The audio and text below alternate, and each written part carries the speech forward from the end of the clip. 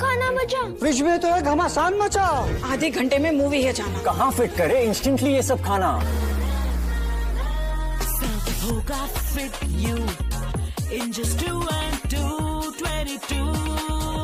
Presenting Whirlpool refrigerators with 6 Sense technology, which converts the freezer into a fridge in just 22 minutes. मुझसे तेज कौन? सांगलीला चांगल्या आयुक्ताची गरज आहे। एक चांगले अधिकारी IAS अधिकारी खूप वर्षानंतर सांगलीला लाभले आहेत। जवळजवळ 6 नंबरचा रँक देशात त्यांचा आला होता। लाखो मुलं या परीक्षेला बसतात। त्या वर्षी 2019ला 6व्या क्रमांकाचे हे अधिकारी आले असते तर त्यांच्यात काही गुण असणं स्वाभाविक आहे। त्यांच्यावर आज काहीतरी आरोप होता आणि आरोप होत आहेत भ्रष्टाचाराचे। ते प्रशिक्षणार्थी असल्याच्या काळाचे आरोप होतात। त्या आरोपाचा मी पूर्ण त्यांचा रिपोर्ट जाणून बुजून वाचून घेतला, कारण सांगलीचे आयुक्त आहे, माझ्या मतदारसंघातले आयुक्त, मला पाहायला लागला। तर त्या आरोपात कुठल्याही थेट शेतकऱ्यांनी त्यांचे आरोप केले नाही। त्या विभागाच्या अधिकाऱ्यांनी भ्रष्टाचाराचे त्यांच्यावर आरोप झाल्यामुळे आम्ही नाही, आम्हाला आयुक्तांनी सांगितलं, प्रभारी आयुक्तांनी सांगितलं म्हणून आम्ही केलं, असं त्यांनी स्टेटमेंट दिलेलं आहे। त्या पूर्ण रिपोर्टमध्ये ह्यांचं म्हणणं ऐकून कुठेही घेतलेलं दिसत नाही। ते जर दोषी असतील तर त्यांची ताबडतोब बदली व्हावी ह्याची पहिला मागणी मी करीन। मात्र ह्यातनं दोष सिद्ध होत नाही, शासनाने सखोल चौकशी करावी।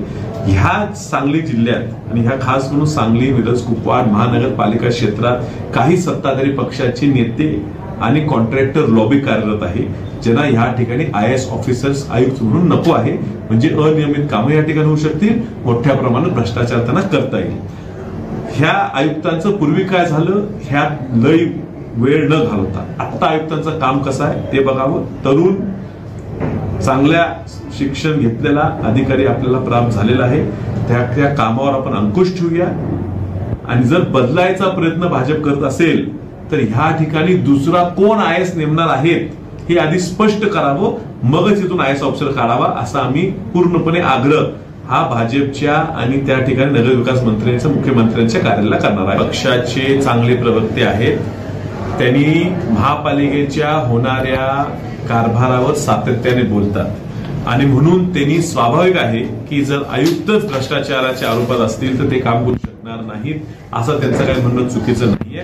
मात्र त्यांच्यावर आपल्या महापालिकेत मी आशिष कोणींशी बोललो, आत्ताचे महापालिकेत कुठले आरोप त्यांच्या पुढे सध्या तरी आलेले नाहीये, तेव्हा आता काम कसं करतात हे पाहणं गरजेचं आहे।